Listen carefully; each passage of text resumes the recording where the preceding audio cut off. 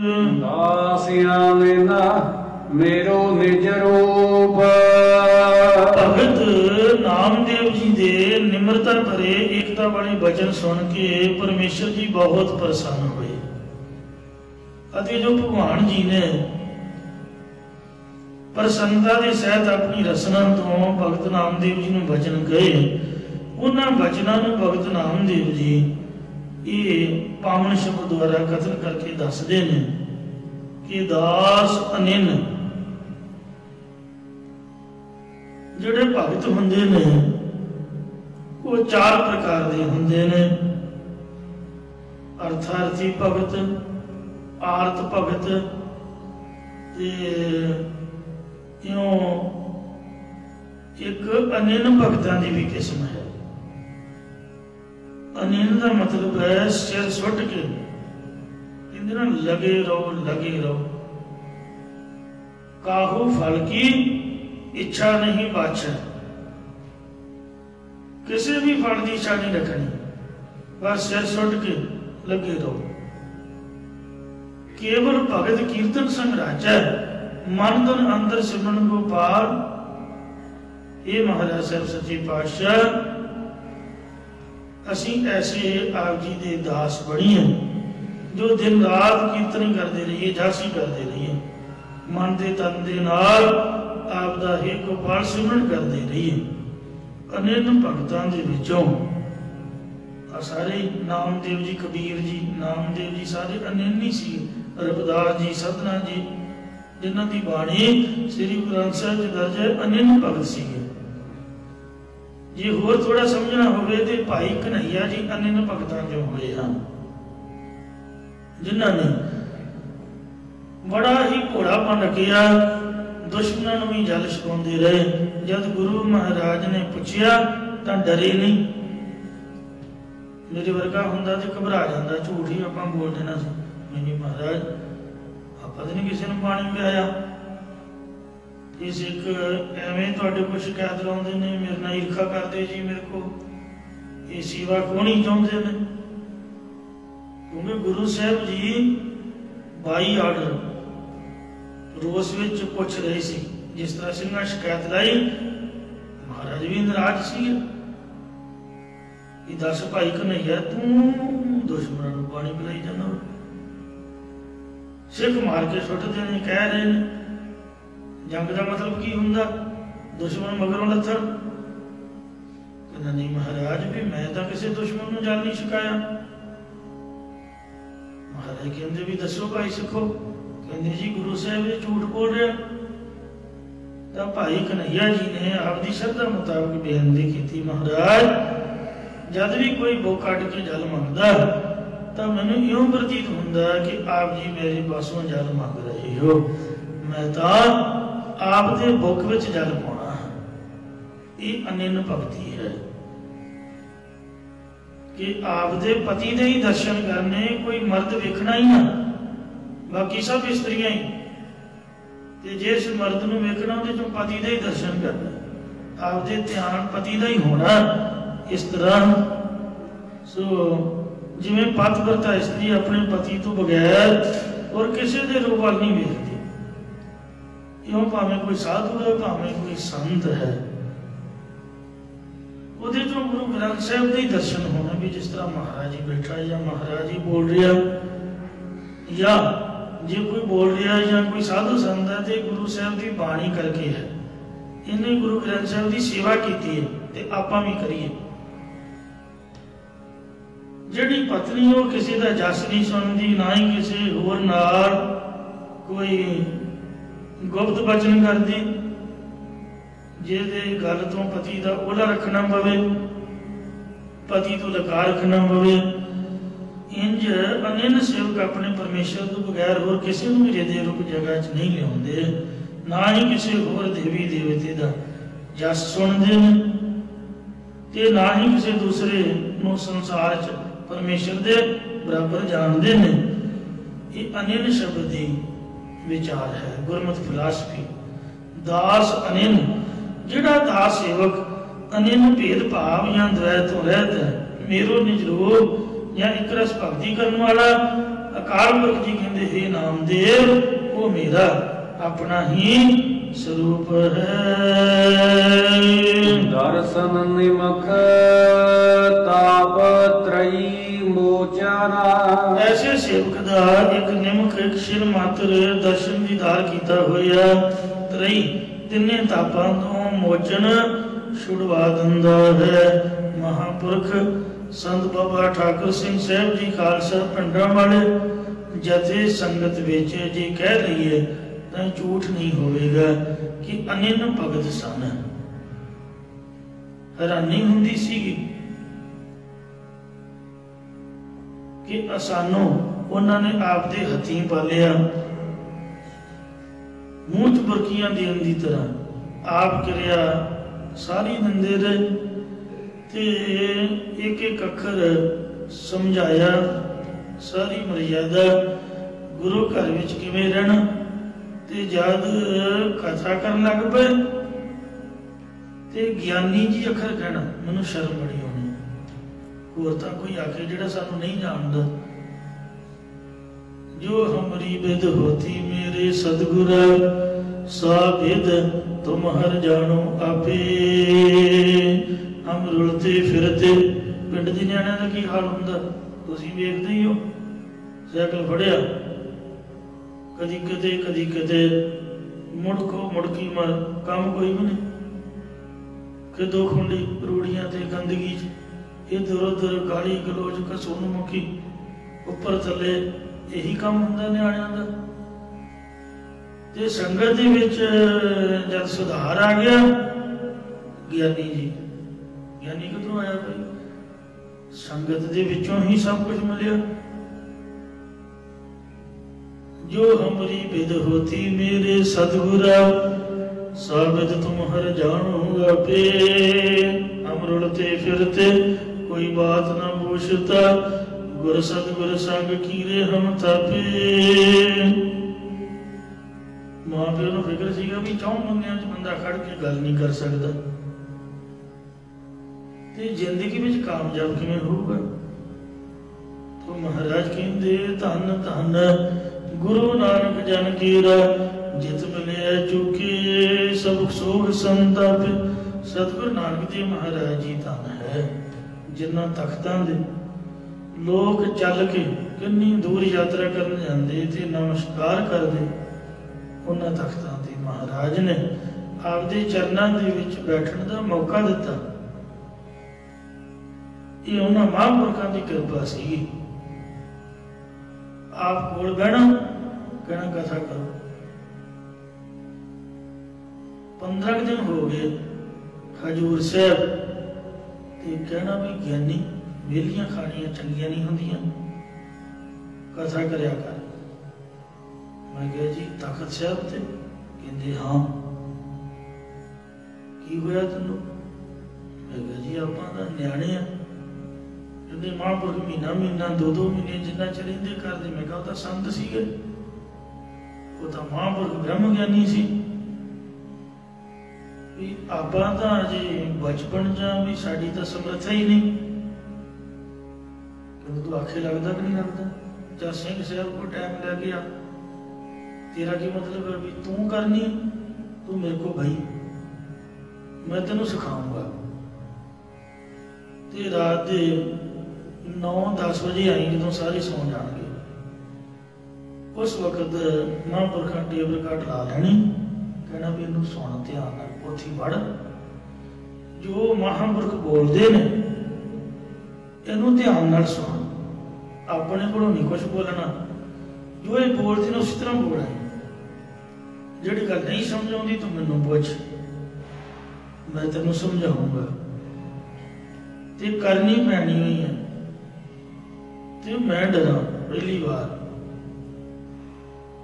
ਹੱਥ ਜੋੜ ਕੇ ਵਚਨ ਤਾਂ ਮੰਨਣਾ ਪੈਣਾ ਹੀ ਸੀਗਾ।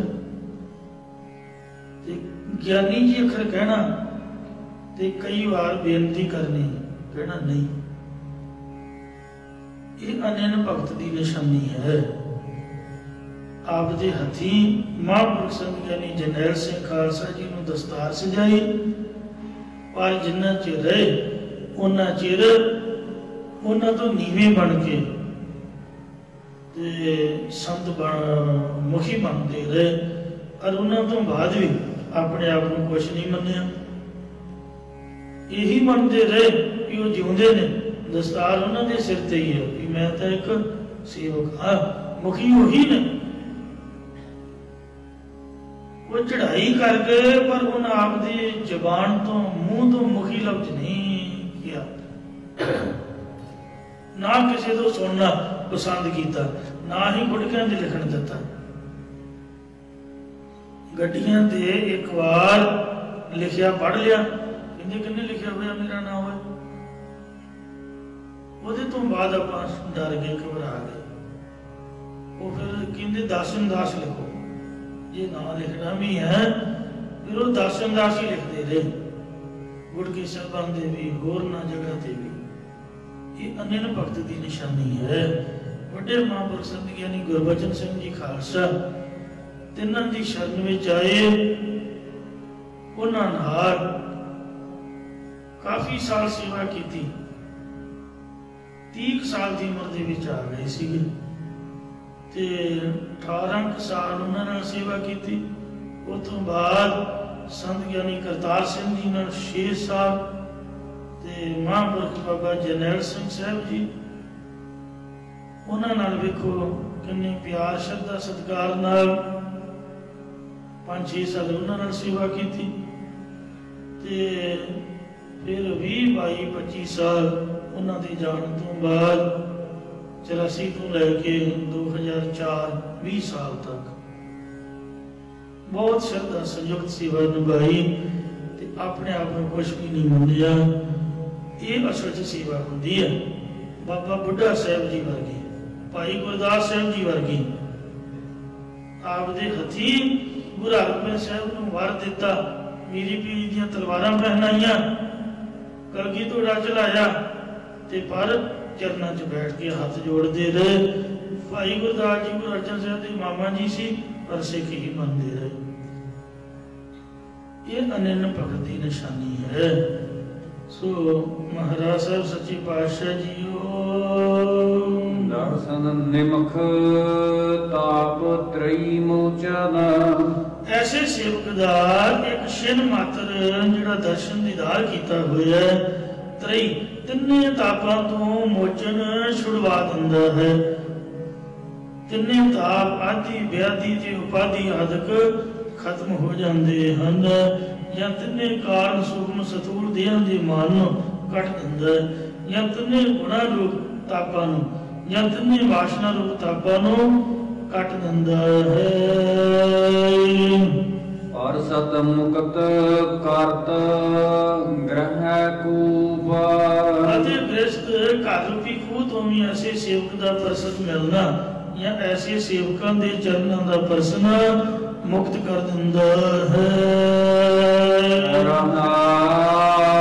ਵਿਸ਼ਰਾਮ ਦੇ ਕੇ ਫੁਰਮਾਨ ਕਰਦੇ ਹਨ, ਮੇਰੀ ਬਾਂਦੀ ਭਗਤ ਛਡਾਵੈ। ਮੇਰੀ ਬੰਨੀ ਹੋਈ ਮਰਿਆਦਾ ਨੂੰ ਭਗਤੀ ਜਨ ਛੁਡਾ ਦਿੰਦੇ, ਤੋੜ ਦਿੰਦੇ ਹਨ। ਇਹ ਵਾਹਿਗੁਰੂ ਜੀ ਨਾਮਦੇਵ ਜੀ ਨੂੰ ਕਹਿ ਰਹੇ ਨੇ, ਬੰਧੈ ਭਗਤ ਨਾ ਛੂਟੈ ਮੋਹਿ। ਪਰ ਭਗਤ ਜਨਾਂ ਦੀ ਬੰਨੀ ਹੋਈ ਮਰਿਆਦਾ ਮੇਰੇ ਪਾਸੋਂ ਛੁੱਟਦੀ ਨਹੀਂ ਹੈ। ਇਸੇ ਪ੍ਰਕਾਰ ਮੇਰੀ ਬਾਂਦੀ ਭਗਤ ਛਡਾਵੈ। ਮੇਰੀ ਸਾਰੀ ਸ੍ਰਿਸ਼ਟੀ ਕਰਮਾਂ 'ਚ ਬੰਨੀ ਹੋਈ ਹੈ, ਪਰ ਭਗਤ ਜਨਾਂ ਨੇ ਸ੍ਰਿਸ਼ਟੀ ਤੋਂ ਭਗਤੀ ਕਰਵਾ ਕੇ, ਕਰਮਾਂ ਦੇ ਜਾਲ ਤੋਂ ਛੁਡਵਾ ਕੇ ਮੁਕਤ ਕਰ ਦਿੰਦੇ ਨੇ, ਮੁਕਤ ਕਰ ਦਿੱਤੀ ਹੈ। ਆਪ ਮੁਕਤ ਕਰੇ ਸੰਸਾਰ, ਨਾਨਕ ਤਿਸ ਜਨ ਕੋ ਸਦਾ ਨਮਸਕਾਰ। ਇਸੇ ਪ੍ਰਕਾਰ ਮੇਰੀ ਬਾਂਦੀ ਭਗਤ ਛਡਾਵੈ। ਮੇਰੀ ਸਾਰੀ ਸ੍ਰਿਸ਼ਟੀ ਅਗਿਆਨ ਵਿੱਚ ਬੰਨੀ ਹੋਈ ਸੀ, ਪਰ ਭਗਤ ਜਨਾਂ ਨੇ ਸ੍ਰਿਸ਼ਟੀ ਨੂੰ ਗਿਆਨ ਦੇ ਕੇ ਜਮਨ ਮਨ ਤੋਂ ਛੁਡਵਾ ਦੇਣਾ ਹੈ। ਬੰਧੈ ਭਗਤ ਨਾ ਛੂਟੈ ਮੋਹਿ। ਪਰ ਇਹ ਭਗਤਾਂ ਦਾ ਛਡਾਉਣ ਦਾ ਨਿਯਮ ਬੰਨਿਆ ਹੋਇਆ, ਮੇਰੇ ਪਾਸੋਂ ਛੁੱਟਦਾ ਨਹੀਂ ਹੈ। ਭਾਵ ਭਗਤ ਜਨਾਂ ਦੀ ਸੰਗਤ ਕਰਕੇ ਸ੍ਰਿਸ਼ਟੀ ਨੇ ਜ਼ਰੂਰ ਹੀ ਮੁਕਤ ਹੋ ਜਾਣਾ ਹੈ। ਇਸੇ ਪ੍ਰਕਾਰ ਮੇਰੀ ਬਾਂਦੀ ਭਗਤ ਛਡਾਵੈ। ਜੋ ਮੇਰੀ ਯੁੱਗਾਂ ਦੇ ਆਉਣ ਦੀ ਮਰਿਆਦਾ ਬੰਨੀ ਹੋਈ ਸੀ, ਭਾਵ ਪਹਿਲਾਂ ਸਤਯੁਗ, ਫਿਰ ਦੁਆਪਰ, ਫਿਰ ਤ੍ਰੇਤਾ ਤੇ ਫਿਰ ਕਲਯੁਗ ਆਉਣਾ ਸੀਗਾ, ਪਰ ਗੌਤਮ ਰਿਸ਼ੀ ਨੇ ਆਪਣੀ ਸੁਪਤਨੀ ਅਹਲਿਆ ਨੂੰ ਪੱਥਰ ਜੂਣ ਤੋਂ ਜਲਦੀ ਛੁਡਾਉਣ ਵਾਸਤੇ ਪੂਰੇ ਦਾ ਪੂਰਾ ਯੋਗ ਹੀ ਪਲਟਾ ਕੇ ਰੱਖ ਦਿੱਤਾ। ਇਹੋ ਜਿਹੇ ਬੜੇ ਬੜੇ ਰਿਸ਼ੀ ਹੋਏ ਨੇ, ਦੇਖ ਲਓ। ਆਪਾਂ ਐਵੇਂ ਹੰਕਾਰੀ ਬਣੇ ਫਿਰਦੇ, ਦੋ ਅੱਖਰ ਪੜ੍ਹ ਕੇ। ਬਾਬਾ ਫਰੀਦ ਸਾਹਿਬ ਜੀ ਵੇਖੋ 50 ਸਾਲ ਤਪ ਕਰਦੇ ਰਹੇ ਤੇ ਫਿਰ ਵੀ ਉਹਨਾਂ ਨੇ ਦੇਖ ਬੰਦੇ ਕੇ ਭਾਗ ਹੀ ਆਖਿਆ। ਇਹ ਨਹੀਂ ਆਖਿਆ ਵੀ ਮੈਂ ਜਬੀ ਦਬੀ ਹਾਂ। ਮਤਲਬ ਸਤਯੁਗ ਤੋਂ ਬਾਅਦ ਦੁਆਪਰ ਯੁੱਗ ਨਹੀਂ ਹੋਣਾ ਸੀ, ਪਰ ਗੌਤਮ ਰਿਸ਼ੀ ਨੇ ਦੁਆਪਰ ਦੀ ਥਾਂ ਤ੍ਰੇਤਾ ਯੁੱਗ ਕਰ ਦਿੱਤਾ, ਕਿਉਂਕਿ ਘਰ ਵਾਲੀ ਨੇ ਆਖਿਆ ਵੀ ਮਹਾਰਾਜ ਇੰਨਾ ਚਿਰ ਮੈਨੂੰ ਨਾਮ ਛੋੜੋ, ਕਿਉਂਕਿ ਰਾਮ ਨੇ ਤ੍ਰੇਤੇ ਚ ਆਉਣਾ ਸੀਗਾ। ਉਹਨੇ ਕਿਹਾ ਸੀ ਵੀ ਰਾਮ ਜੀ ਤੇਰੇ ਨਾਲ ਚਰਨ ਛੋਹਣਗੇ ਤਾਂ ਤੇਰੀ ਕਲਿਆਣ ਹੋਊਗੀ। ਇਉਂ ਭਗਤ ਗੌਤਮ ਰਿਸ਼ੀ ਦੀ ਬੰਨੀ ਹੋਈ ਮਰਿਆਦਾ ਮੇਰੇ ਕੋਲੋਂ ਛੁੱਟਦੀ ਨਹੀਂ ਹੈ। ਬੰਧੈ ਭਗਤ ਨਾ ਛੂਟੈ ਮੋਹ। ਜੋ ਗੌਤਮ ਰਿਸ਼ੀ ਨੇ ਗੋਦਾਵਰੀ ਦੇ ਕਿਨਾਰੇ ਹਜੂਰ ਸਾਹਿਬ ਉਹਦਾ ਆਸ਼ਰਮ ਸੀਗਾ, ਅਹਲਿਆ ਨੂੰ ਬਚਨ ਕੀਤੇ ਸੀ ਤੇ ਤ੍ਰੇਤਾ ਯੁੱਗ ਹੁਣ ਪਹਿਲਾਂ ਆਊਗਾ, ਰਾਮ ਜੀ ਤੇਰੇ ਨਾਲ ਚਰਨ ਛੋਹਣਗੇ। ਉਹ ਤ੍ਰੇਤਾ ਯੁੱਗ ਜਿਹੜਾ ਪਲਟਾਇਆ, ਉਹ ਰਿਸ਼ੀ ਦੀ ਬੰਨੀ ਮਰਿਆਦਾ ਮੇਰੇ ਕੋਲੋਂ ਛੁੱਟਦੀ ਨਹੀਂ ਹੈ।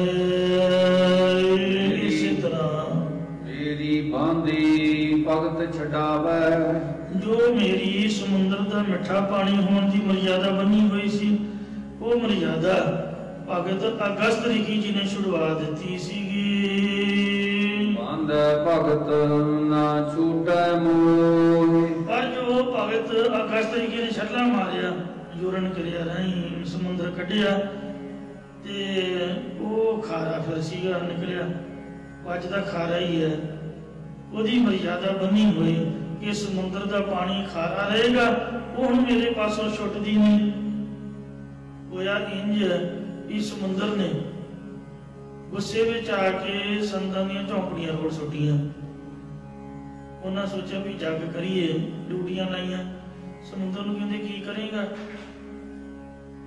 ਕਹਿੰਦਾ ਜੋ ਤੁਸੀਂ ਆਖੋ, ਜਾਂ ਤੇ ਆਪਦੀ ਮਰਜ਼ੀ ਦੱਸ ਦਿੰਦਾ।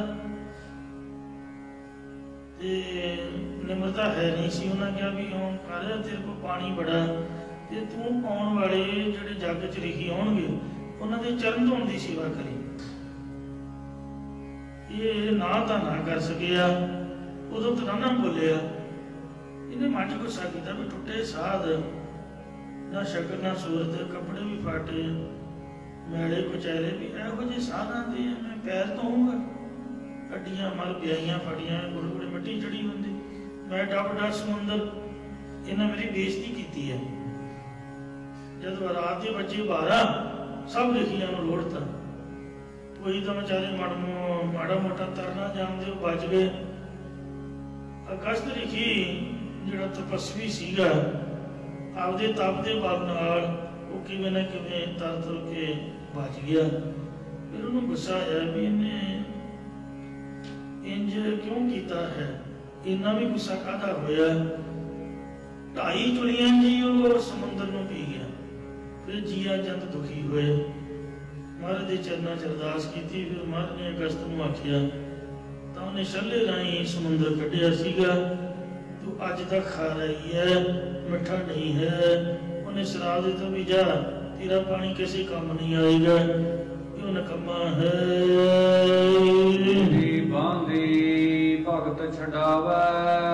ਇਸੇ ਤਰ੍ਹਾਂ ਜੋ ਮੇਰੀ ਕ੍ਰਿਸ਼ਨ ਰੂਪ ਚ ਮਰਿਆਦਾ ਬੰਨੀ ਹੋਈ ਸੀ ਕਿ ਮੈਂ ਮਹਾਭਾਰਤ ਦੇ ਜੰਗ ਚ ਸ਼ਸਤਰ ਨਹੀਂ ਫੜਾਂਗਾ, ਪਰ ਉਸ ਮਰਿਆਦਾ ਨੂੰ ਭਗਤ ਭੀਸ਼ਮ ਪਿਤਾਮਾ ਜੀ ਨੇ ਛੁਡਾ ਦਿੱਤਾ ਸੀਗਾ।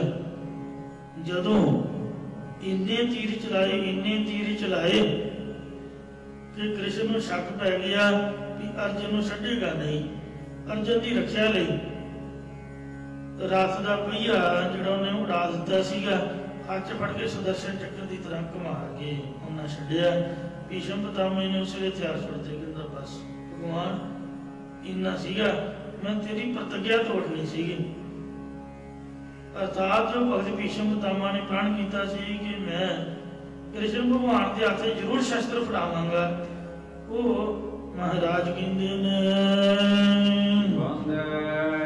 भगत ना छूटे मोहे, वो मेरे पासों भगत का बनिया छुटिया नहीं, पा मैनू कृष्ण रूप शस्त्र जरूर ही फड़ना पिया, और तो कुछ ना लभ्या, रस का पहिया ही चुक लिया सीगा।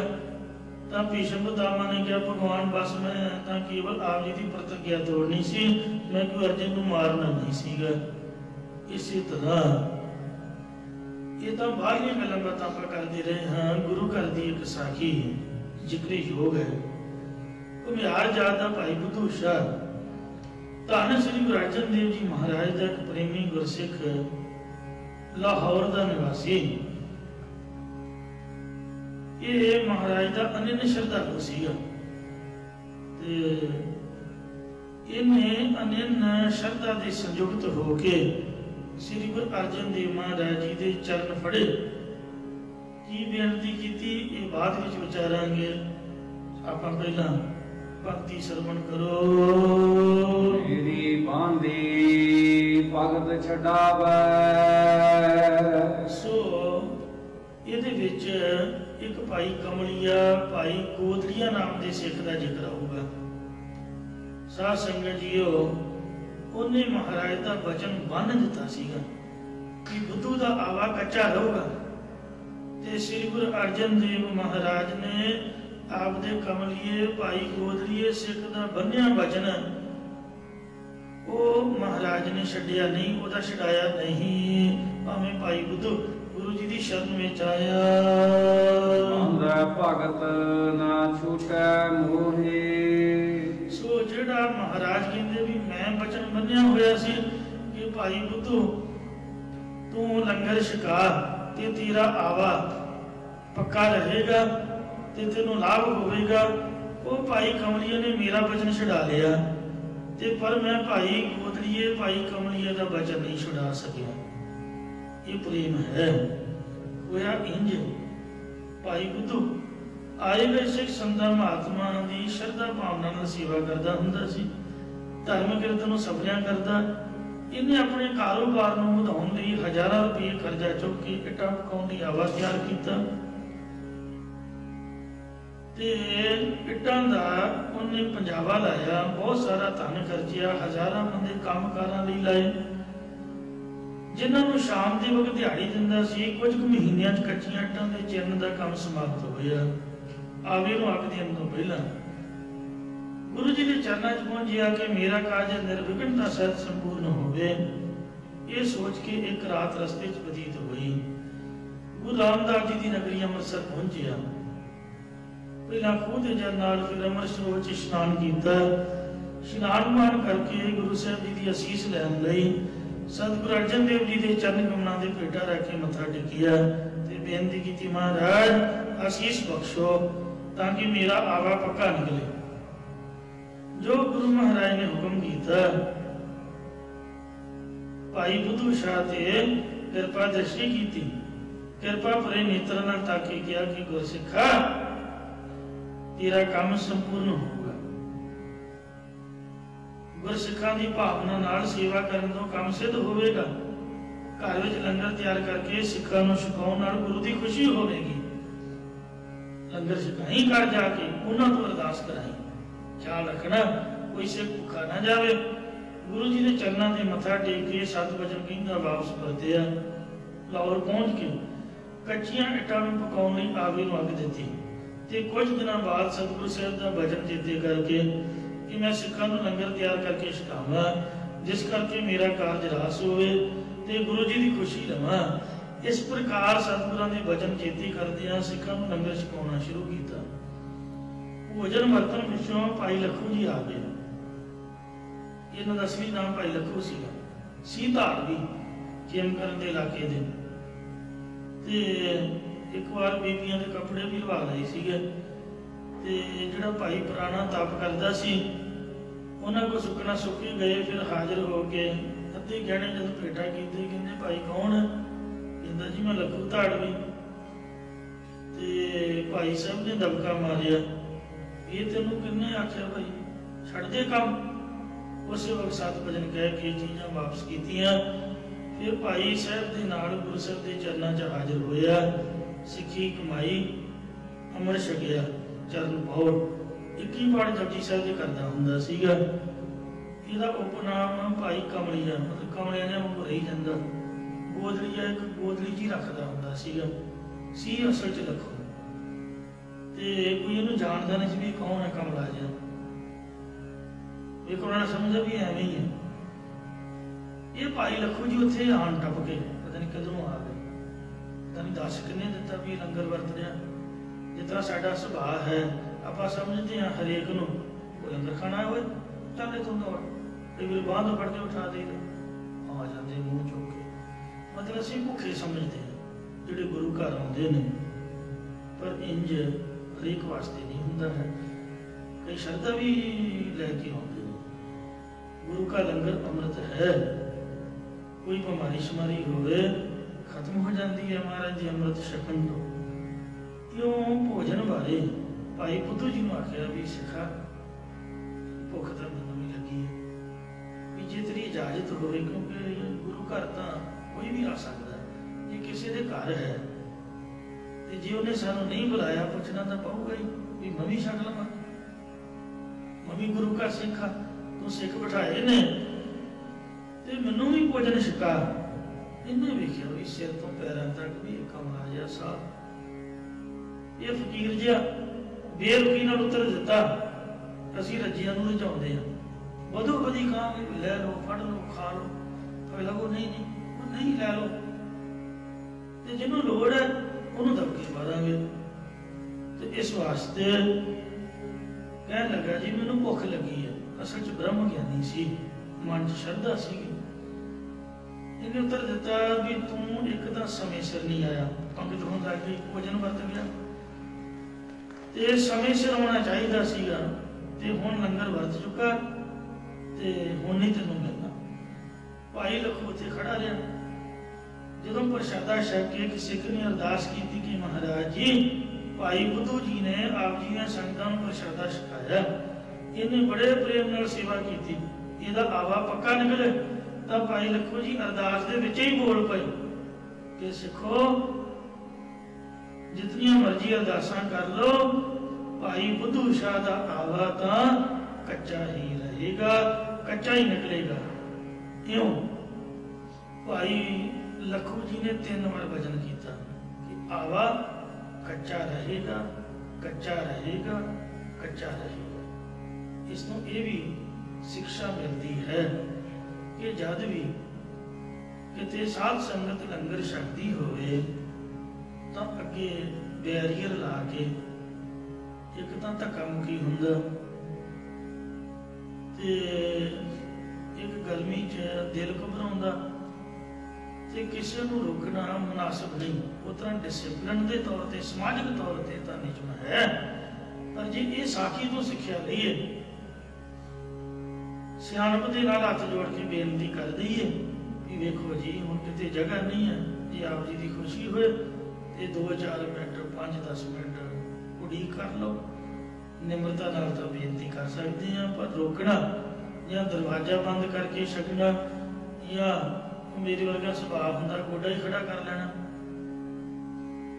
ਇੱਕ ਨੂੰ ਮੈਂ ਵੇਖਿਆ, ਉਹਨਾਂ ਮੰਜੀ ਖੜੀ ਕਰ ਲੈਣੀ। ਪੁਰਾਣਾ ਸਮਾਂ ਹੁੰਦਾ ਸੀਗਾ, ਚੁੱਲ੍ਹੇ ਚੌਂਕੇ, ਤੇ ਸਾਨੂੰ ਸਿਰ ਪਤਾ ਲੱਗ ਜਾਣਾ ਵੀ ਅੱਜ ਮਾਤਾ ਨੇ ਖੀਰ ਬਣਾਈ ਹੋਊਗੀ ਜਾਂ ਕੋਈ ਹੋਰ ਚੰਗੀ ਚੀਜ਼ ਬਣਾਈ ਹੋਊਗੀ, ਕਿਉਂਕਿ ਮੰਜੀ ਖੜੀ ਉੱਤੇ ਕੱਪੜਾ ਪਾਇਆ। ਇੰਜ ਇਹ ਮਰਜ਼ਾਦਾ ਨਹੀਂ।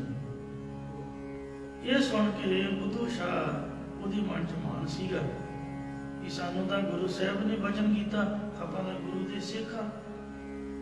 ਜਾ ਜਾ ਤੂੰ ਵੱਡਾ ਆ ਸਿੱਖ, ਆਵਾ ਕੱਚਾ ਕਹਿਣ ਵਾਲਾ। ਮੈਨੂੰ ਤਾਂ ਗੁਰੂ ਨੇ ਆਵਾ ਪੱਕਾ ਹੋਣ ਦਾ ਵਚਨ ਦਿੱਤਾ। ਭੋਜਨ ਛਕਣ ਲਈ ਆਪ ਤਾਂ ਪਹੁੰਚਿਆ ਨਹੀਂ ਸਮੇਂ ਸਿਰ, ਉਲਟਾ ਗੁੱਸੇ 'ਚ ਆ ਕੇ ਆਵਾ ਕੱਚਾ ਰਹਿਣ ਦਾ ਵਚਨ ਕਰ ਰਿਹਾ। ਅੱਗੋਂ ਭਾਈ ਲੱਖੂ ਨੇ ਕਿਹਾ ਵੀ ਮੈਂ ਗੁਰੂ ਦਾ, ਉਸੇ ਹੀ ਗੁਰੂ ਦਾ ਨਿਮਾਣਾ ਸਿੱਖ ਹਾਂ ਜਿਹਨੇ ਤੈਨੂੰ ਆਵਾ ਪੱਕਾ ਰਹਿਣ ਦਾ ਵਰ ਦਿੱਤਾ। ਮੈਂ ਕੋਈ ਬਾਹਰੋਂ ਨਹੀਂ ਆ, ਮੈਂ ਵੀ ਉਸੇ ਗੁਰੂ ਦਾ ਸਿੱਖ ਹਾਂ। ਤੇ ਹੁਣ ਤਾਂ ਤੂੰ ਪੁੱਤ ਚੇਤੇ ਰੱਖ ਲਈ ਮੇਰੀ ਗੱਲ, ਆਵਾ ਤਾਂ ਤੇਰਾ ਹੁਣ ਕੱਚਾ ਹੀ ਰਹੂਗਾ। ਇਹ ਬਚਨ 3 ਵਾਰ ਕਹਿ ਕੇ ਭਾਈ ਬੁੱਧੂ ਸ਼ਾਹ ਦੇ ਘਰ ਤੋਂ ਭਾਈ ਲਖੂ ਜੀ ਤੁਰ ਗਏ, ਕਿਉਂਕਿ ਭੁੱਖ ਨਹੀਂ ਸੀ ਲੱਗੀ ਹੋਈ। ਉਹਨਾਂ ਦੇ ਮਨ 'ਚ ਸ਼ਰਧਾ ਸੀਗੀ ਕਿ ਸੰਗਤ ਦੇ ਦਰਸ਼ਨ ਹੋ ਜਾਣਗੇ, ਪੰਗਤ 'ਚ ਬੈਠ ਕੇ ਅੰਮ੍ਰਿਤ ਰੂਪ ਲੰਗਰ ਛਕਣ ਦਾ ਮੌਕਾ ਮਿਲੇਗਾ। ਕਿਉਂ ਉਸ ਵਕਤ ਭਾਈ ਬੁੱਧੂ ਸ਼ਾਹ ਦੇ ਮਨ 'ਚ ਸ਼ੰਕਾ ਤਾਂ ਭਾਵੇਂ ਉਸੇ ਦਿਨ ਤੋਂ ਪੈ ਗਈ। ਇਹ ਭਾਈ ਲਖੂ ਨੇ ਆਵਾ ਕੱਚਾ ਹੋਣ ਦਾ ਵਚਨ ਕੀਤਾ ਤੇ ਪਰ ਉਹਨੇ ਉਸ ਵਕਤ ਇਗਨੋਰ ਕਰ ਦਿੱਤਾ। ਕੁਝ ਦਿਨਾਂ ਬਾਅਦ ਜਦੋਂ ਜਾ ਕੇ ਆਵਾ ਵੇਖਿਆ ਤਾਂ ਆਵਾ ਸੱਚਮੁੱਚ ਹੀ ਕੱਚਾ ਨਿਕਲਿਆ। ਭਾਈ ਬੁੱਧੂ ਸ਼ਾਹ ਬਹੁਤ ਹੈਰਾਨ ਹੋਇਆ। ਬਹੁਤ ਜਲਦੀ ਗੁਰੂ ਦੀ ਨਗਰੀ ਸ੍ਰੀ ਅੰਮ੍ਰਿਤਸਰ ਸਾਹਿਬ ਪਹੁੰਚਿਆ। ਬੇਨਤੀ ਕੀਤੀ, ਸਤਿਗੁਰੂ ਜੀ ਤੁਸੀਂ ਤਾਂ ਆਵਾ ਪੱਕਾ ਹੋਣ ਦਾ ਵਰ ਦਿੱਤਾ ਸੀ, ਪਰ ਆਵਾ ਦਾ ਕੱਚਾ ਨਿਕਲਿਆ।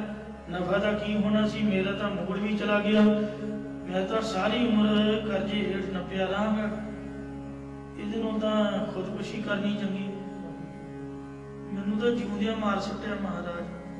ਤੁਹਾਡੇ ਬਚਨਾਂ ਤੋਂ ਬਿਨਾਂ ਹੁਣ ਮੇਰਾ ਕੋਈ ਆਸਰਾ ਨਹੀਂ। ਮੈਂ ਤਾਂ ਕਰਜ਼ਾ ਦਿੰਦਾ ਮਰ ਜਾਵਾਂਗਾ। ਸਤਿਗੁਰੂ ਜੀ ਨੇ ਕਿਹਾ, ਤੂੰ ਗੁਰਸਿੱਖ ਸੰਗਤਾਂ ਨੂੰ ਭੋਜਨ ਛਕਾਇਆ ਸੀ? ਓਏ ਕਹਿੰਦਾ ਜੀ ਹਾਂ, ਮੈਂ ਭੋਜਨ ਛਕਾਇਆ ਸੀਗਾ। ਆਪ ਦਾ ਵਚਨ ਮੰਨਿਆ।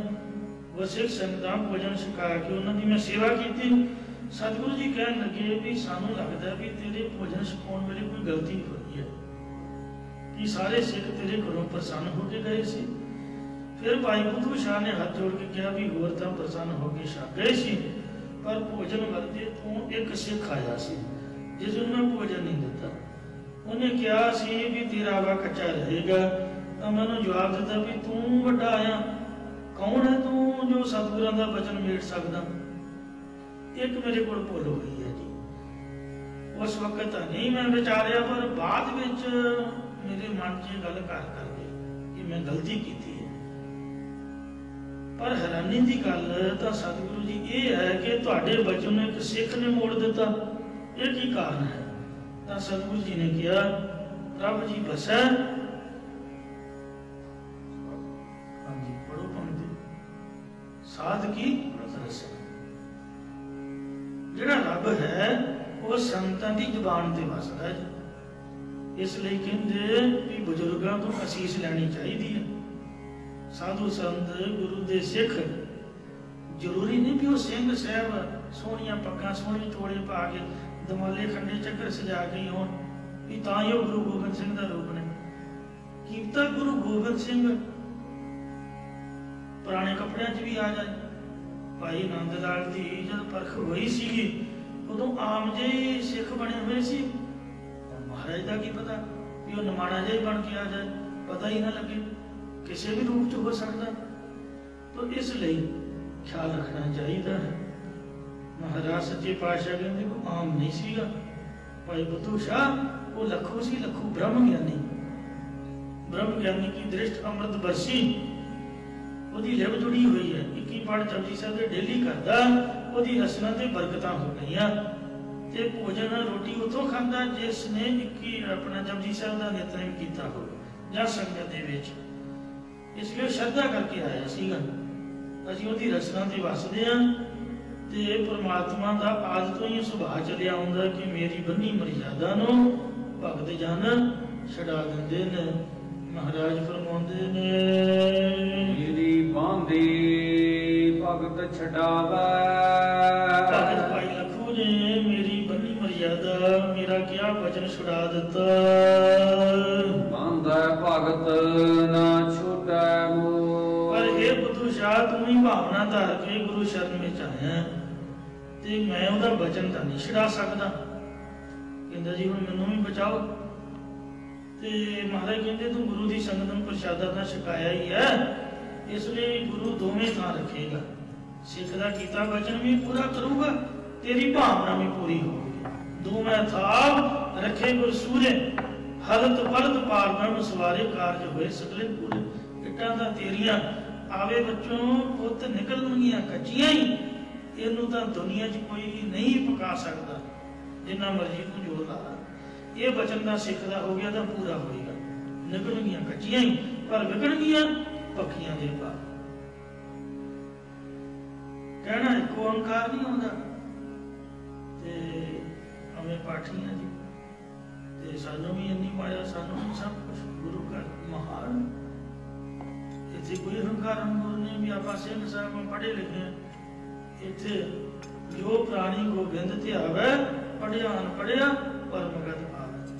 ਪੱਕੀਆਂ ਦਾ ਕਈ ਵਾਰੀ ਉਹੀ ਪਈਆਂ ਰਹਿ ਜਾਂਦੀਆਂ, ਕੋਈ ਵੇਖਦਾ ਵੀ ਨਹੀਂ। ਕੱਚੀਆਂ ਬਿੱਲੀਆਂ ਵੀ ਵਿਕੀ ਜਾਂਦੀਆਂ ਨੇ। ਇਹ ਗੁਰੂ ਨਾਨਕ ਸਾਹਿਬ ਸੱਚੇ ਪਾਤਸ਼ਾਹ ਦਾ ਘਰ ਹੈ। ਲੋਕ ਮਰਦਾਨੇ ਨੂੰ ਮਰਾਸੀ ਕਹਿੰਦੇ, ਮੁਸਲਮਾਨ ਕਹਿ ਕੇ ਤਿਰਸਕਾਰ ਦੇ, ਪਰ ਗੁਰੂ ਨਾਨਕ ਸਾਹਿਬ ਨੇ ਆਪਦੀ ਹਿੱਕ ਨਾਲ ਲਾ ਕੇ ਰੱਖਿਆ। ਇਹਦੇ ਵਰਗਾ ਤਾਂ ਬੰਦਾ ਹੀ ਦੁਨੀਆ 'ਚ ਕੋਈ ਨਹੀਂ ਗੁਰਮੁਖੋ। ਕਿੰਨਾ ਸੋਹਣਾ ਕੀਰਤਨ ਸੁਣਾਉਂਦਾ। ਤਾਂ ਇਸ ਵਾਸਤੇ ਉਹ ਗੁਣ ਵੀ ਗੁਰੂ ਮਹਾਰਾਜ ਨੇ ਦਿੱਤਾ। ਇਹ ਸਤਿਗੁਰੂ ਦੇ ਹੱਥ ਵੱਸ ਹੈ ਵੀ ਉਹਨੇ ਕਿਹਨੂੰ ਪ੍ਰਮਾਣ ਕਰਨਾ ਹੈ। ਆਪਾਂ ਨਹੀਂ ਡਿਸੀਜਨ ਲੈ ਸਕਦੇ ਵੀ ਫਲਾਣਾ ਪੱਕਾ ਤੇ ਫਲਾਣਾ ਕੱਚਾ। ਇਹ ਗੁਰੂ ਘਰ ਮਹਾਨ ਹੈ। ਇੱਥੇ ਸਾਰੀ ਮਹਾਰਾਜ ਦੀ ਸ਼ਰਧਾ ਵਾਲੇ ਨੇ ਕੋਈ ਨਾ ਕੋਈ ਗੁਣ ਹੈ। ਇਉਂ ਗੁਰੂ ਸਾਹਿਬ ਨੇ ਬਚਨ ਕਰਕੇ ਉਹਨੂੰ ਤੋਰਿਆ। ਭਾਈ ਬੁੱਧੂ ਸ਼ਾਹ 7 ਵਚਨ ਕਹਿ ਕੇ ਵਾਪਸ ਆਇਆ। ਕੁਝ ਸਮੇਂ ਬਾਅਦ ਇੰਨੀ ਬਾਰਿਸ਼ ਪਈ ਕਿ ਸੰਮਣਪੁਰ ਵਾਲੀ ਕੰਧ ਢਹਿ ਪਈ। ਸਾਉਣ ਭਾਦਰੋਂ 'ਚ ਇੱਟਾਂ ਦੀ ਲੋੜ ਪਈ ਤੋਂ ਸਰਕਾਰੀ ਕਰਮਚਾਰੀ ਹੋਰ ਕਿਤੇ ਇੱਟਾਂ ਨਾ ਮਿਲਣ ਕਰਕੇ ਭਾਈ ਬੁੱਧੂ ਸ਼ਾਹ ਦੇ ਆਵੇ ਤੇ ਆਏ। ਤਾਂ ਭਾਈ ਬੁੱਧੂ ਸ਼ਾਹ ਦੀਆਂ ਕੱਚੀਆਂ ਤੇ ਪਿੱਲੀਆਂ ਤੇ ਖੰਗਰੀਆਂ ਇੱਟਾਂ ਨੂੰ ਹੀ ਪੱਕੀਆਂ ਦੇ ਭਾਅ ਖਰੀਦ ਕੇ ਲੈ ਗਏ, ਕਿਉਂਕਿ ਨੀਂਹ ਦੇ ਵਿੱਚ ਸਾਰੀਆਂ ਇੱਟਾਂ ਚੱਲ ਜਾਂਦੀਆਂ ਨੇ। ਇਹ ਸਾਡੀ ਇੰਡੀਆ ਦੀ ਥਿਊਰੀ ਹੈ। ਜਿੰਨਾ ਗਲਿਆ ਸੜਿਆ ਮਾਰ ਸਭ ਨੀਹਾਂ 'ਚ ਆਪਾਂ ਪਾਉਂਦੇ ਆ, ਕਹਿੰਦੇ ਕੋਈ ਨਹੀਂ ਨੀਂਹ ਆ। ਜਿਹੜੇ ਬਾਹਰਲੇ ਲੋਕ ਨੇ ਉਹ ਖੂਹਾਂ ਦੇ ਖੂਹ ਜਿਸ ਤਰ੍ਹਾਂ ਖੂਹਾਂ ਗਾਲ ਕੇ ਥੱਲੇ ਪਿੱਲਰ ਸੁੱਟਦੇ, ਇਸ ਤਰ੍ਹਾਂ ਉਹ ਨੀਹਾਂ ਪੱਕੀਆਂ ਕਰਦੇ। ਜਿੰਨੀਆਂ ਉੱਚੀਆਂ ਬਿਲਡਿੰਗਾਂ 30 ਮੰਜ਼ਿਲਾਂ ਤੇ ਉਹਨੇ ਹੀ ਪਿੱਲਰ ਥੱਲੇ ਕਰਦੇ, ਨੀਹਾਂ ਪੱਕੀਆਂ ਕਰਦੇ। ਪਰ ਸਾਡੇ ਇਸ ਤਰ੍ਹਾਂ ਨਹੀਂ ਹੁੰਦਾ ਹੈ। ਇਸ ਤਰ੍ਹਾਂ ਮਹਾਰਾਜ ਸਾਹਿਬ ਸੱਚੇ ਪਾਤਸ਼ਾਹ ਦਾ ਵਚਨ ਪੂਰਾ ਹੋਇਆ, ਡਬਲ ਪੈਸਾ ਮਿਲ ਗਿਆ ਤੇ ਭਾਈ ਲੱਖੂ ਦਾ ਸਾਰਾ ਕਰਜ਼ਾ ਕੁਰਜ਼ਾ ਵੀ ਰਹਿ ਗਿਆ ਤੇ ਉਹਨੂੰ ਪ੍ਰੋਫਿਟ ਵੀ ਹੋਇਆ। ਇਉਂ ਸਾਧ ਸੰਗਤ ਜੀਓ ਭਾਈ ਬੁੱਧੂ ਸ਼ਾਹ ਦੀ ਚੜ੍ਹਦੀ ਕਲਾ ਹੋਈ। ਉਹ ਭਗਤ ਭਾਈ ਲੱਖੂ ਨੇ ਵੇਖੋ ਮਹਾਰਾਜ ਦੀ ਮਰਿਆਦਾ ਛੁਡਾ ਦਿੱਤੀ। ਜੋ ਭਗਤ ਲੱਖੂ ਜੀ ਨੇ ਮਰਿਆਦਾ ਬੰਨੀ ਕਿ ਆਵਾ ਕੱਚਾ ਰਹੇਗਾ, ਉਹ ਪਰਮੇਸ਼ਰ ਪਾਸੋਂ ਨਹੀਂ ਛੁੱਟੀ, ਗੁਰੂ ਸਾਹਿਬ ਨੇ ਨਹੀਂ ਛੱਡੀ। ਇਸ ਤਰ੍ਹਾਂ ਇਹ ਸਤਿਗੁਰੂ ਮਹਾਰਾਜ ਦੇ ਘਰ ਦੀ ਮਰਿਆਦਾ ਹੈ। ਏਕ ਸਮੈ ਮੁਕੋ ਗਹਿ ਬੰਦਾ। ਜੇਕਰ ਇੱਕ ਸਮੇਂ ਇੱਕ ਵਕਤ ਮੈਨੂੰ ਭਗਤ ਜਨ ਪ੍ਰੇਮ ਰੂਪ ਰਸੀ ਨਾਲ ਪਕੜ ਕੇ ਬੰਨ ਲੈਣ, ਤਾਂ ਹੁਣ ਮੋਹ ਪੈ ਜਵਾਬ ਨਾ ਹੋਏ। ਤਾਂ ਫਿਰ ਮੇਰੇ ਤੋਂ ਕੋਈ ਵੀ ਜਵਾਬ ਨਹੀਂ ਹੋਏਗਾ। ਤ੍ਰੇਤੇ ਯੁੱਗ ਵਿੱਚ ਇੱਕ ਸ਼ਿਕਾਰੀ ਹੋਇਆ ਹੈ ਜਿਸ ਦਾ ਨਾਮ ਲੋਧੀਆ ਸੀ। ਲੋਧੀਆ ਇਹ ਜੰਗਲ ਵਿੱਚ ਅਨੇਕਾਂ ਪੰਛੀਆਂ ਜਾਨਵਰਾਂ ਦਾ ਸ਼ਿਕਾਰ ਕਰਕੇ ਕੁਝ ਖਾ ਲੈਂਦਾ ਸੀ ਤੇ ਕੁਝ ਵੇਚ ਆਉਂਦਾ ਸੀ।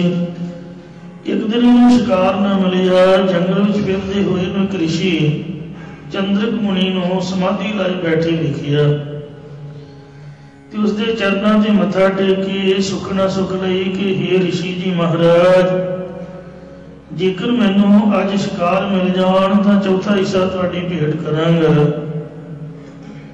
ਇਉਂ ਬੇਨਤੀ ਕਰਕੇ ਅੱਗੇ ਸ਼ਿਕਾਰ ਕਰਨ ਲਈ ਚਲਿਆ ਗਿਆ ਤੇ ਬਹੁਤ ਸਾਰੇ ਪੰਛੀ ਹਾਥਕ ਮਾਰ ਕੇ ਲੈ ਆਇਆ ਤੇ ਲਿਆ ਕੇ ਰਿਸ਼ੀ ਦੇ ਸਾਹਮਣੇ ਰੱਖ ਦਿੱਤੇ।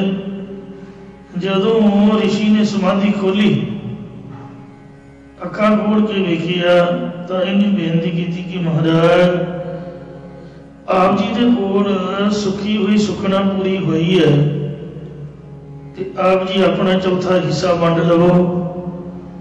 ਚੰਦਰਕ ਮੁਨੀ ਨੇ ਕਿਹਾ ਕਿ ਤੂੰ ਬੜਾ ਹੀ ਘਾਤਕ ਆਦਮੀ ਹੈ, ਤੂੰ ਬਹੁਤ ਪਾਪ ਕੀਤਾ। ਇਹ ਬੇਦਮਾਨ ਪੰਛੀਆਂ ਨੂੰ ਮਾਰ ਕੇ ਤੂੰ ਸਾਡੀ ਭੇਟ ਰੱਖਦਾ। ਅਸੀਂ ਤੈਨੂੰ ਕਦ ਕਿਹਾ ਸੀ ਮਾਰਨ ਲਈ ਓਏ, ਤੇ ਨਾਲ ਹੀ ਇਹਨਾਂ ਨੂੰ ਮੈਂ ਕੀ ਕਰੂੰਗਾ। ਤੂੰ ਮੈਨੂੰ ਵੀ ਆਪ ਦੇ ਪਾਪ ਦਾ ਹਿੱਸੇਦਾਰ ਬਣਾਉਣਾ ਚਾਹੁੰਦਾ।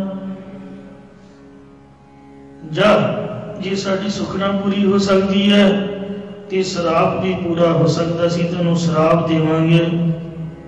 ਸ਼ਿਕਾਰੀ ਡਰ ਗਿਆ ਤੇ ਕਹਿਣ ਲੱਗਾ ਕਿ ਮੁਨੀ ਜੀ ਮੈਨੂੰ ਮੁਆਫ ਕਰ ਦਿਓ, ਸ਼ਰਾਪ ਨਾ ਦਿਓ। ਤਾਂ ਚੰਦਰਕ ਮੁਨੀ ਨੇ ਕਿਹਾ ਕਿ ਜਾ ਫਿਰ ਤੂੰ ਸਾਨੂੰ ਚਤੁਰਭੁਜੀ ਜਾਨਵਰ ਫੜ ਕੇ ਲਿਆ ਕੇ ਦੇ।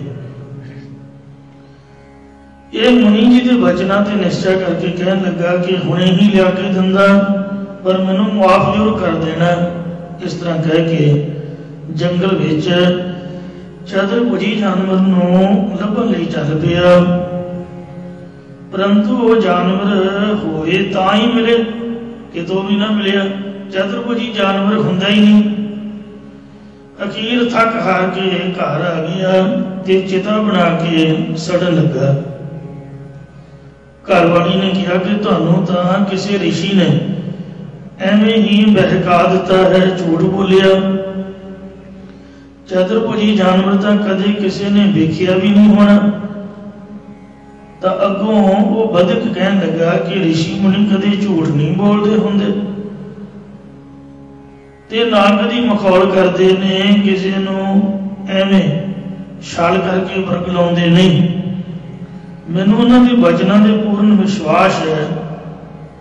ਜੇ ਹੈ ਤੇ ਤਾਂ ਹੀ ਉਹਨਾਂ ਨੇ ਆਖਿਆ। ਇਹ ਕਹਿ ਕੇ ਜਦੋਂ ਸੜਨ ਲੱਗਾ ਤੇ ਭਗਵਾਨ ਨੇ ਇਸ ਦਾ ਦ੍ਰਿੜ ਨਿਸ਼ਚਾ ਵੇਖ ਕੇ ਚਤੁਰਭੁਜੀ ਜਾਨਵਰ ਦਾ ਰੂਪ ਧਾਰਨ ਕਰ ਲਿਆ ਤੇ ਫਰ ਫਰ ਕਰਕੇ ਆਪਦੇ ਖੰਭ ਜਿਹੇ ਖੜਕਾਏ, ਇਹਦੇ ਸਾਹਮਣੇ ਆ ਕੇ ਨੱਚਣ ਜੇ ਲੱਗ ਪਏ। ਇਹ ਬੜਾ ਖੁਸ਼ ਹੋਇਆ, ਕਹਿੰਦਾ ਵੇਖ ਲਾ ਆ ਗਿਆ ਕਿ ਨਹੀਂ ਚਤੁਰਭੁਜੀ ਜਾਨਵਰ। ਤੇ ਇਹ ਉਸ ਵੇਲੇ ਉਸ ਚਤੁਰਭੁਜੀ ਪੰਛੀ ਨੂੰ ਫੜਨ ਲਈ ਉਹਦੇ ਮਗਰ ਮਗਰ ਦੌੜਿਆ। ਹੁਣ ਉਹ ਮਹਾਰਾਜ ਨੂੰ ਕਿਵੇਂ ਫੜ ਸਕਦਾ ਸੀਗਾ, ਸੀ ਤਾਂ ਪਰਮਾਤਮਾ। ਉਹ ਜਾਨਵਰ ਪੰਛੀ ਅੱਗੇ ਅੱਗੇ, ਇਹ ਮਗਰ ਮਗਰ। ਇੰਨੀ ਦੀ ਦੌੜ ਲਵਾਈ, ਸਾਰੀ ਦਿਹਾੜੀ ਨੂੰ ਖਪਾ ਸੁੱਟਿਆ। ਕਦੇ ਕਿਸੇ ਪਾਸੇ ਦੌੜ ਜਾਣ, ਕਦੇ ਕਿਸੇ ਪਾਸੇ, ਬਹੁਤ ਜ਼ਿਆਦਾ ਇਹਨੂੰ ਖਪਾਇਆ। ਇਹ ਸ਼ਿਕਾਰੀ ਉਹ ਜਾਨਵਰ ਦੇ ਮਗਰ ਕਦੀ ਕੰਡਿਆਂ ਦੇ ਵਿੱਚ ਦੀ ਨਿਕਲ, ਇਹਦੇ ਕੰਡੇ ਕੁੰਡੇ ਚੰਗੇ ਮਰਾਏ ਉਹਨਾਂ ਨੇ। ਕੰਡਿਆਲੀਆਂ ਝਾੜੀਆਂ ਤੋਂ ਲੰਘਦਾ ਫੜਦਾ, ਲਹੂ ਲੁਹਾਨ ਖੂਨੋ ਖੂਨ ਹੋ ਗਿਆ। ਪਰ ਭਗਵਾਨ ਨੂੰ ਕੌਣ ਫੜ ਸਕਦਾ ਭਾਈ?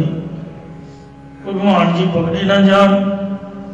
ਇਹਦਾ ਸਰੀਰ ਕੰਡੇ ਵਜਨ ਕਰਕੇ ਬੜਾ ਜ਼ਖਮੀ ਹੋ ਗਿਆ, ਥੱਕ ਵੀ ਗਿਆ, ਸੌ ਸਾਈ ਮਰ।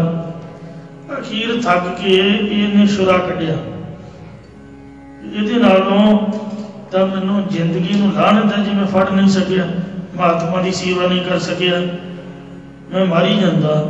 ਆਪਣੇ ਆਪ ਨੂੰ ਮਾਰਨ ਲੱਗਾ ਤਾਂ ਚਤੁਰਭੁਜੀ ਪੰਛੀ ਬਣੇ ਭਗਵਾਨ ਆਪਣੇ ਆਪ ਇੱਕ ਝਾੜੀ 'ਚ ਸਿਰ ਜਿਹਾ ਫਸਾ ਕੇ, ਜਿਸ ਤਰ੍ਹਾਂ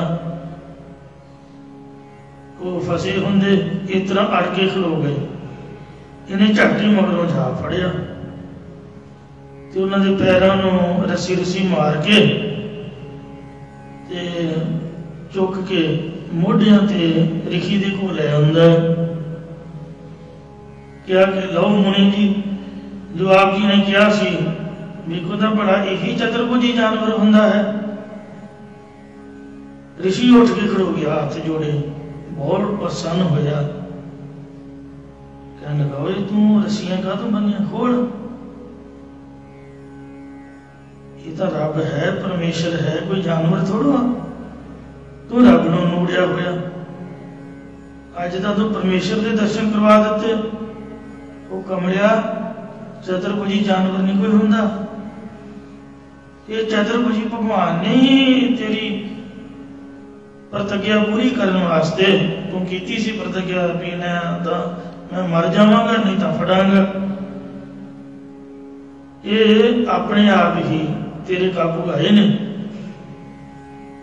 ਚਤੁਰਭੁਜੀ ਬਣੇ ਜਾਨਵਰ ਦੀ ਉਹ ਸੰਤਾਂ ਨੇ ਆਪ ਜਾਲੀ ਖੋਲੀ ਤੇ ਭਗਵਾਨ ਜੀ ਨੇ ਆਪਣੇ ਸਰੂਪ 'ਚ ਪ੍ਰਗਟ ਹੋ ਕੇ ਦੋਨਾਂ ਨੂੰ ਦਰਸ਼ਨ ਦੇ ਕੇ ਨਿਹਾਲ ਕੀਤਾ।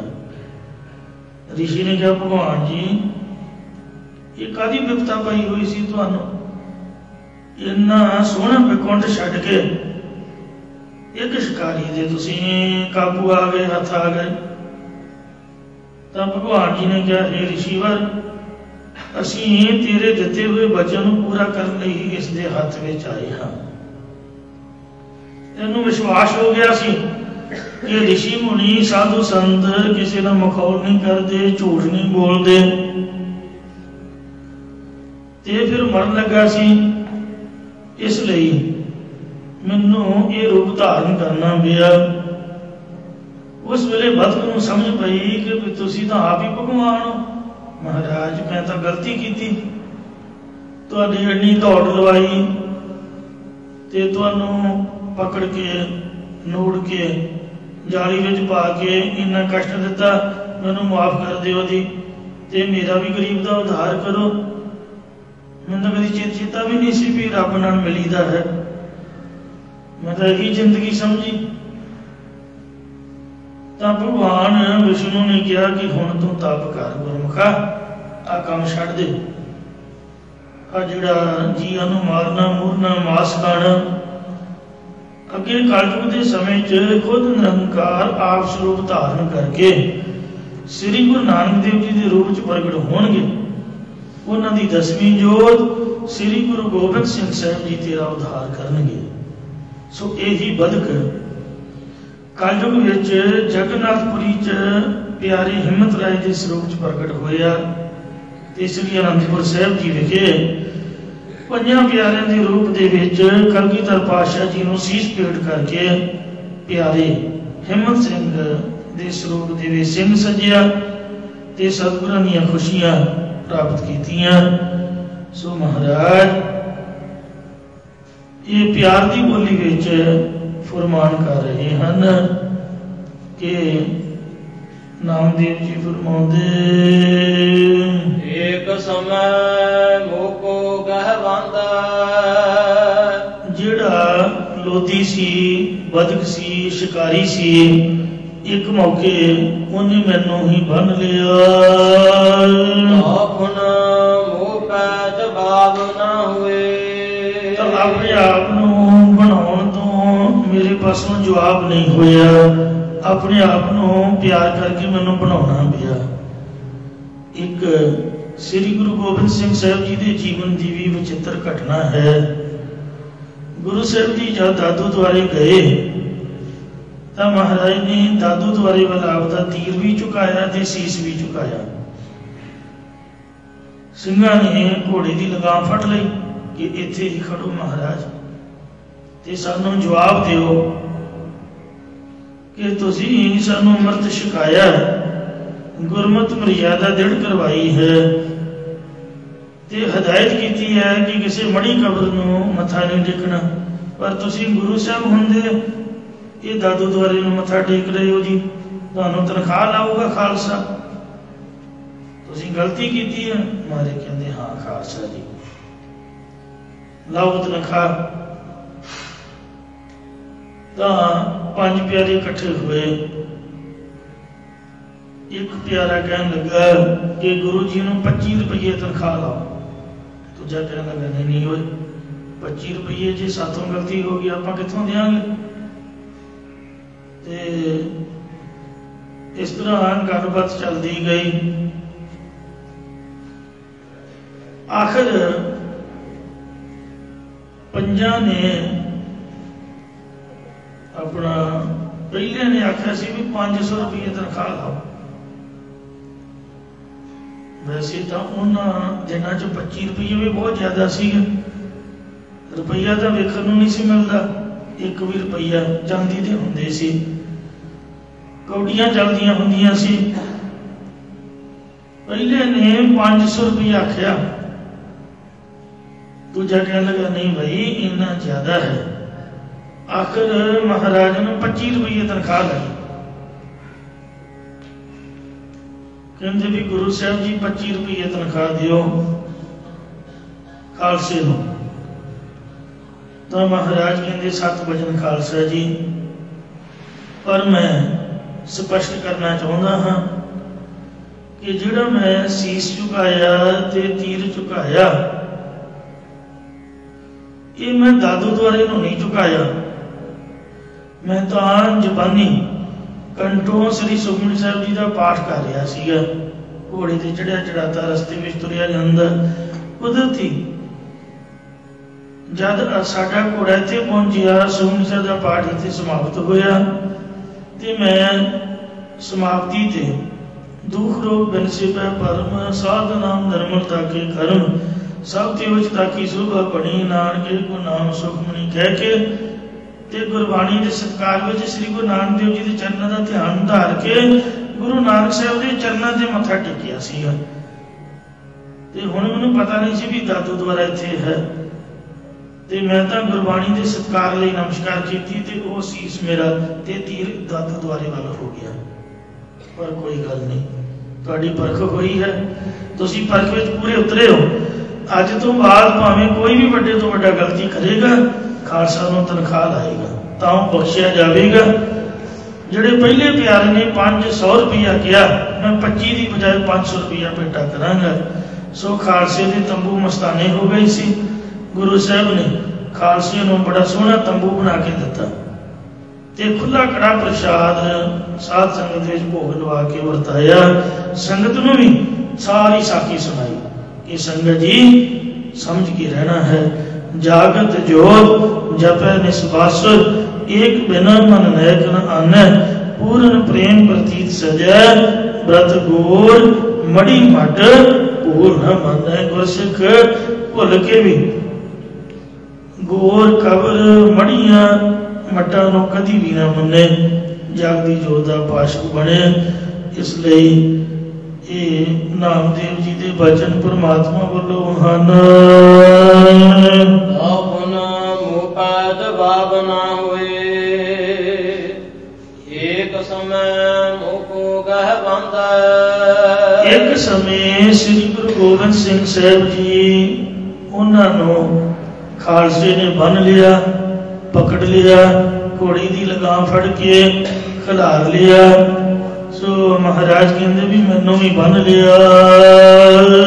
अपना मुँह पै जवाब ना हुए। तब उस वक्त मेरे को कोई जवाब नहीं होया, क्योंकि शीश ते तीर तां झुकिया ही सीगा दादू द्वारे वाल। तो महाराज ने जानबूझ के पहला स्पष्टीकरण नहीं दिता, गलती मान ली सी। तनख्वाह देने तो बाद फिर महाराज ने स्पष्ट किया सी ये तुहाडी परख हुई है। मैं गुण बांधा सगल की जीवन। ये संत जनों मैं तिना गुणा करके सारे संसार नूं बन दिता है। या मैं सत संतोख दया धर्म आदि शुभ गुणा वाले पुरख दे प्रेम दे विच भज जांदा ते सारे संसार दी जिंदगी रूपहान। मेरे जीवन मेरे दास अते मेरी जिंदगी मेरे दास मेरे सेवक ने, भाव मैं अपने सेवकां नूं अपना जीवन समझिया होया है। नाम देव जाके जी ऐसी। भगत नामदेव जी कथन करते हैं कि जिस परमेश्वर दे हिरदे विच भगतां प्यारियां दे नाल अजिही प्रीति है। ऐसो ताकै प्रेम प्रगास। उस परमेश्वर दे नाल ओह जिहा प्रेम दा प्रकाश हृदय विच प्रगट करना चाहिदा है।